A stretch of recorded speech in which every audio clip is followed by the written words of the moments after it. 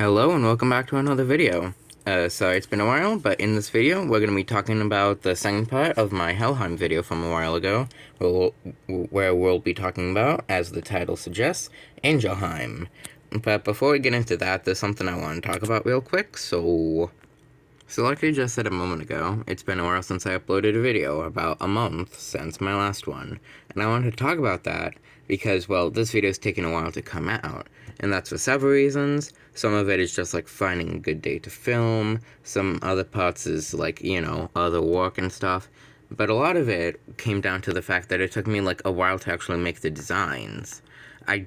And that's not just because, like, they're complicated or anything, we'll touch on that more later, but it took me a lot longer to make this part than it did the last one, while also doing less. And I think that was because I was more motivated to do this for Helheim, because, I try to, like, do things in my world as my interests grow, because I've always been a person who kind of jumps from thing to thing.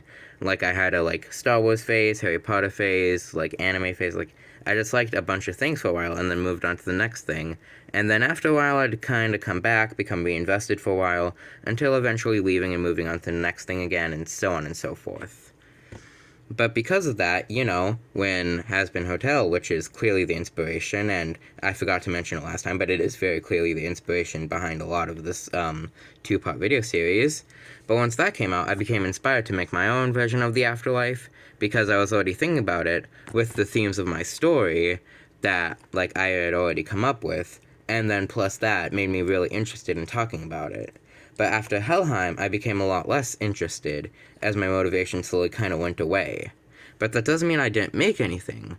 What you're looking at is one of the things I made during that time frame. And while I don't want to cover it too much right now, because it's not on that video, I'm showing it as the background during this rambling to kind of make a point. I've made a lot of, like, cool things, but they're not enough for, like, full videos. So I'm thinking about maybe doing a thing where I make, like, more common but far, like, shorter videos and more miscellaneous topics. Maybe I could even do, like, a video that's, like, several in one, like a miscellaneous world building or something. I don't know, something like that. If you're watching, then tell me in the comments below, like, how you feel about that idea. But since realistically, I have, like, 7 subscribers right now, and I'm, like, the only person who's gonna watch this ever, and that's only to increase my own watch time, I'm probably just gonna do whatever I want. But still, it's fun to pretend I have an audience and stuff. Sorry about that. So let's get back to, like, the main video. And to start off, let's go over some basic information about Angelheim that you might know from the last video, but you might not, and also some corrections I made on, like, the last video and just some additional information. So right here we have Angelheim, which this is a diagram to show, like, the different layers and, like, parts of Angelheim, but this is not what it actually looks like. From Helheim, which is the only place you can actually physically see Angelheim, or for anywhere else through, like, magical means to, like, view it. Think of, like, looking through a crystal ball. Not like that, but, like, something along those lines. Then it would look like this, a glowing, like, white-blue star, which is extremely bright and far larger than any actual physical star in the mortal realm. And quickly, this is what Helheim would look like from Angelheim. So Angelheim and Helheim are not in the mortal realm, even though most of the inhabitants are from the mortal realm. They are in their own separate realm called the afterlife plane. Okay, first thing I thought I lost it, but here it is. So here's basically a diagram of the different realms, and right here is the very interesting thing. In between the mortal realm and the spirit realm, we have the afterlife, which could also be called the afterlife realm, but that sounds really dumb. Now, in the mortal realm, everything's like planets and galaxies and universes like we know, but in the other realms, that's different. For the afterlife realm, it's basically a nebulous, like, void of existence, and inside of it there's 2 different things, being Helheim and Angelheim. At least as far as we know, there could be other things, but as of now, it's just that. And about the last main thing you need to know is that Angelheim, of course, where, like, dead people are, and a lot of spirits and stuff, which we'll be talking about in a minute. And also, of course, it's a parallel to Helheim. So it's, like, inverted, but also the same, and we'll show that more in a minute. So most of the rest of this video is going to be going over specific stuff, but before that I want to get over the general thing. So as we can see here, this was the diagram I showed you in the last video, or like model, showing like afterlife souls. Now, these two, the first and last one, both represent Helheim. One, people who kept their physical form, and people who didn't, and because basically the soul is made up of two parts, the spirit and the physical mana. Some people lose their mana when they die because they, like, get their souls absorbed, which physically absorbs the mana from the soul, while the spirit goes to the afterlife. And as you can see, if they have their mana absorbed, they look like this, kind of like partly physical, like kind of ghostish. And physical people look like semi-physical. In Angelheim, it's different. Even if you have, like, your soul taken and you only have your spirit, a new body will be constructed for you. And as you can see, while they have, like, a purple, like, halo kind of thing, they have, like, yellow. And basically, their form in Angelheim represents, like, the good parts and the virtuous parts of their existence and, like, what they like about themselves and stuff like that. So yeah, these are just some quick little designs I made a while back on, like, what the Helheim and Angelheim counterparts of different people would be like. So on to the realm-specific stuff. First off, we have the first layer of Angelheim called Wonderland, and this is like a snowy winter wonderland, kind of like how the North Pole is depicted in, like, media, not how it actually is because it's a depressing wasteland, but, like, you know, in, like, Santa Claus movies and stuff like that, where it's a nice little snowy forest place. And it is the counterpart of Helheim's first layer, that being the Burning City, or Helltropolis, because people are not creative with names in Hell. So the first layer doesn't really show anything specific, it's just a general goodness of personhood. And that's kind of reflected in the spirit that they have. The spirit of, like, the first layer is the Wish, the counterpart of the Fiend. And as you can see, it's more just a basic, like, generic, like, angelish design. And yeah, it's basically just a generic good, like, messenger of, like, the higher powers. And as of now, I'm not going to be showing the leader of the first realm, because we'll be circling back to that in a minute.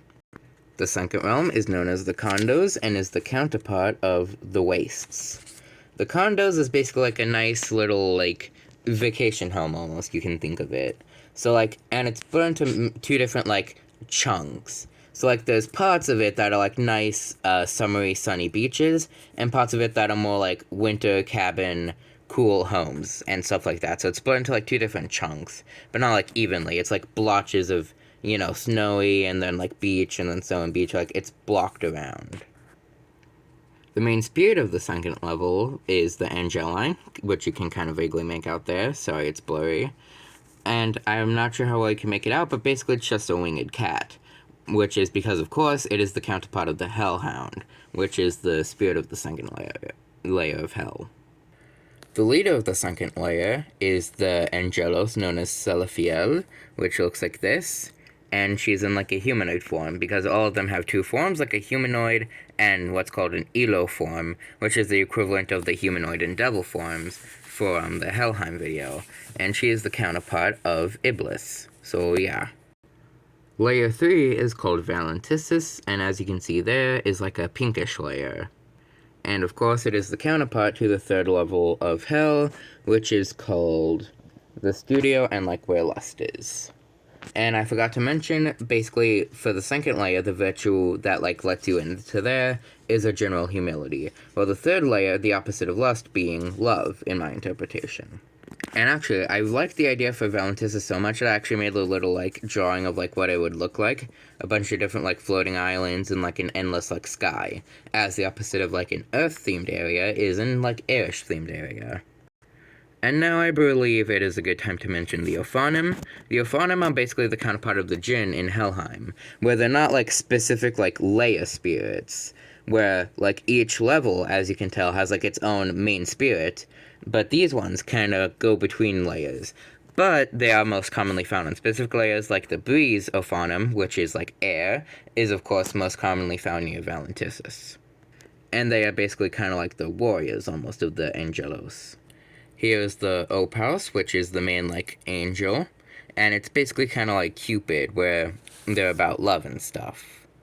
and they're kind of like hippies, and of course, as you can see, are the counterparts of the succubus and incubus, because obviously.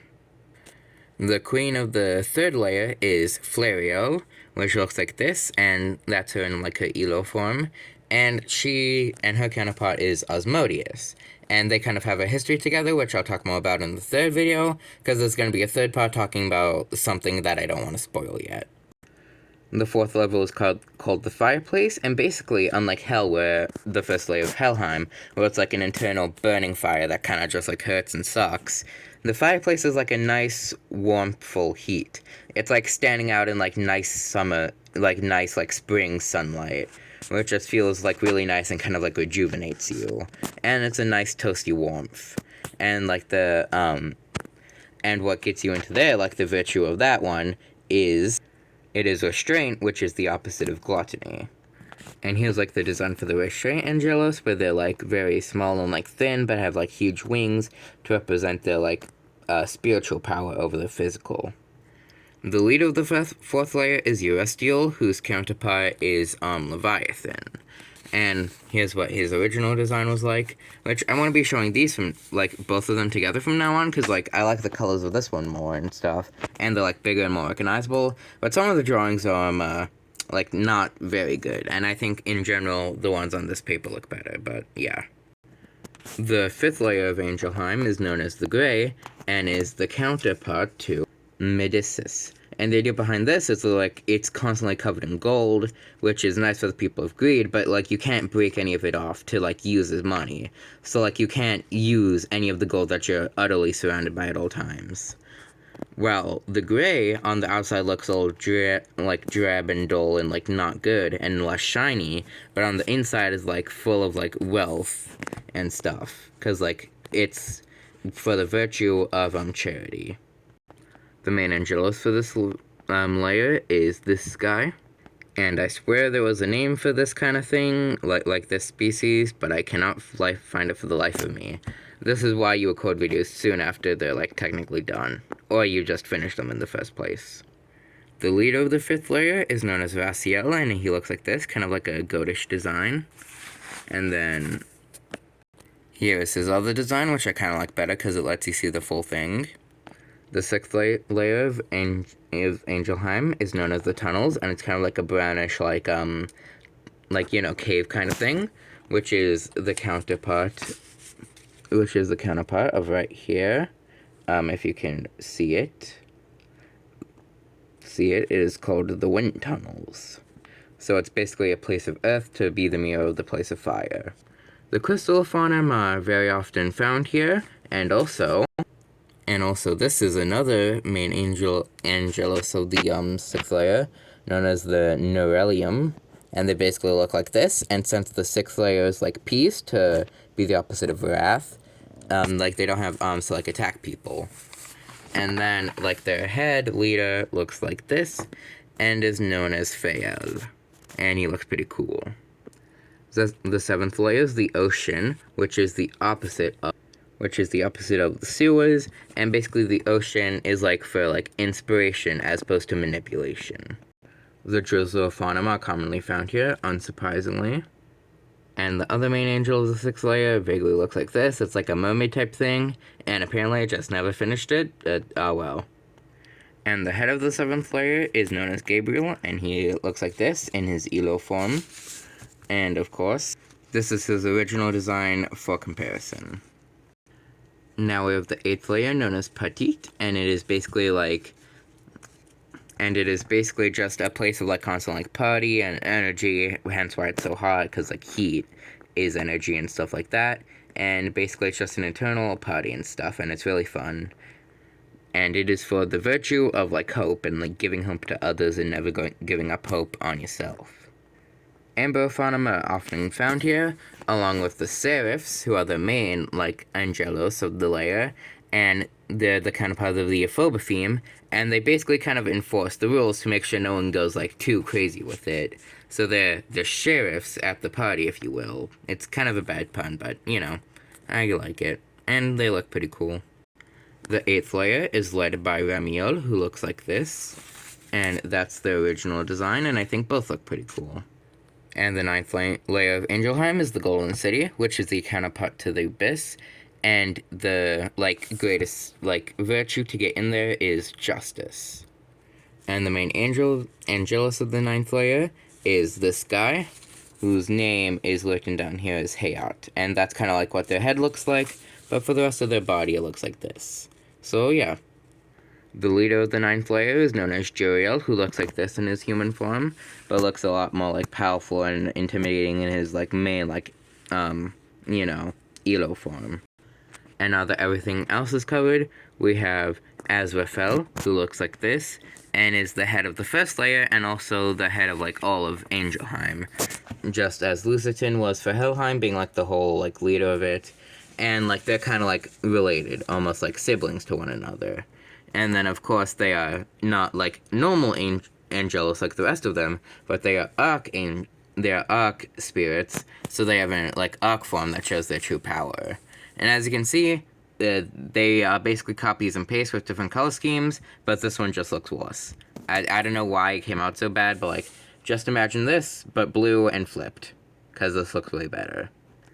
And that's basically it. This video's been pretty long, which I didn't mean it to be this long, but I guess it was just a lot to cover, despite the fact it wasn't that much to cover, actually.